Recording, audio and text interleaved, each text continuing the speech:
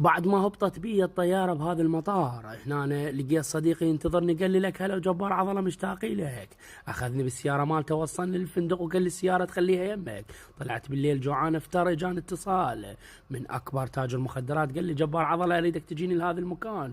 وفعلا رحت للفندق مالته ونزلت، لقيته يخابر ويحكي ويا جماعة قالت الملايين وحكت الفلوس. هنا أنا دخلت قلت معقولة راح أحصل من هاي الملايين؟ قال لي معزوم باكر بحفلة، أخذت الدراجة مالتي وردت اشتري ملابس، رحت على ارقى محل بالمنصور واشتريت هاي البدله.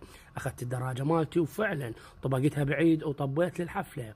اول ما وصلت الحفله هناك شفت هاي النادله اللي تقدم اكل وشرب، عجبتني قلت لها اليوم بالليل، قالت ابشر جو لك هلا وجبار عضله، شلونك شخبارك؟ اليوم عندنا مهمه، اريدك تاخذ بنتي توصلها البيت. وفعلا اخذت بنته بهاي السياره الخرافيه، ظليت اسولف فيها انا فقير وما ادري شنو.